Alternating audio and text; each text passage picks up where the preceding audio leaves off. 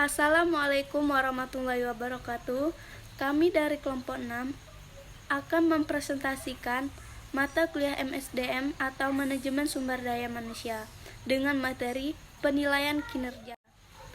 Baiklah, sebelum kami menyampaikan materi, kami akan memperkenalkan diri terlebih dahulu. Perkenalkan, nama saya Aulia Tasya Yumita, NPM 1961 2011 20. Saya sebagai moderator. Assalamualaikum warahmatullahi wabarakatuh. Perkenalkan, nama saya Noverlianto Saputra, NPM 1961201131. Saya berasal dari kelas 3B Manajemen dan saya anggota kelompok 6. Di sini saya berperan sebagai penyaji. Assalamualaikum warahmatullahi wabarakatuh. Perkenalkan, nama saya Yogi Kusnadi. Nomor pokok mahasiswa 1961-2011-23.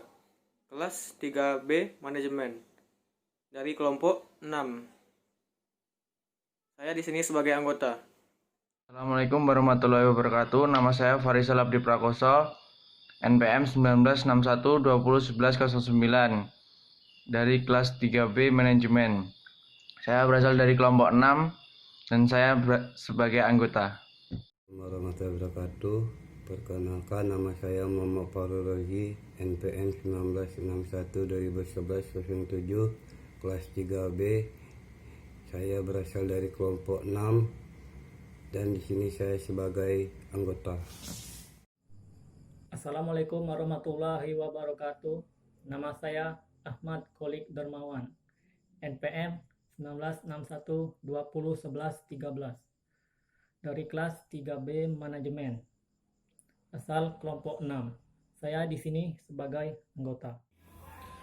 Assalamualaikum warahmatullahi wabarakatuh. Perkenalkan, nama saya Muhammad Apredo Nugroho, NPM 1961-2011-27, kelas 3B Manajemen, asal kelompok 6. Saya di sini sebagai anggota. Assalamualaikum warahmatullahi wabarakatuh. Perkenalkan, nama saya Evo Puspitasari, NPM 1961-2011-18, kelas 3B Manajemen. Saya berasal dari kelompok 6 dan di sini saya sebagai anggota. Terima kasih.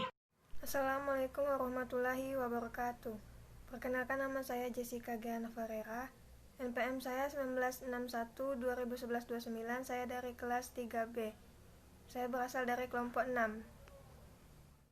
Assalamualaikum warahmatullahi wabarakatuh. Nama saya Mia Marianti, NPM 1961-2011-33. Saya dari kelas 3B dari kelompok 6. Baiklah, itulah nama-nama dari kelompok kami.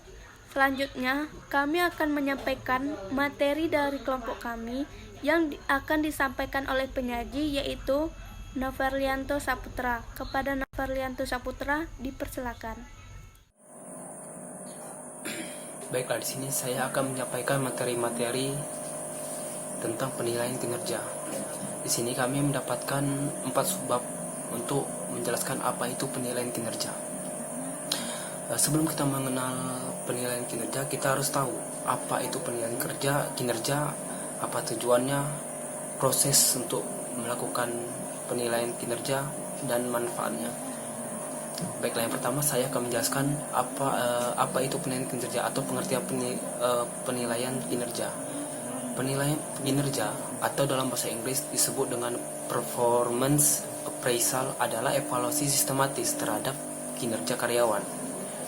Penilaian kinerja menilai dan mengevaluasi keterampilan, kemampuan, pencapaian, serta pertumbuhan seorang karyawan. Biasanya, penilaian kinerja ini sering digunakan perusahaan sebagai dasar dari kenaikan gaji, promosi, dan bonus. Lalu, jika penilaian kinerja yang dilakukan dengan baik dan profesional, maka perusahaan tersebut akan dapat peningkatan loyalitas dan motivasi karyawan. Oke, lanjut. Pengertian penilaian kinerja menurut para ahli. Baiklah, di sini saya hanya mengambil beberapa tokoh, yaitu 2 tokoh. Tokoh pertama adalah menurut Hasibuan. Menurut Hasibuan, Penilaian kinerja adalah kegiatan manajer untuk mengevaluasi perilaku prestasi kerja pegawai serta menetapkan kebijakan selanjutnya. Dan tokoh kedua itu adalah Handoko. Menurut Handoko, penilaian kinerja merupakan cara pengukuran kontribusi dari individu dalam organisasi. Lanjut. Tujuan penilaian kinerja. Baiklah, di sini ada beberapa poin dari tujuan penilaian kinerja. Poin yang pertama adalah sebagai acuan untuk menentukan kompensasi, struktur upah, kenaikan gaji, dan promosi, dan lain-lain.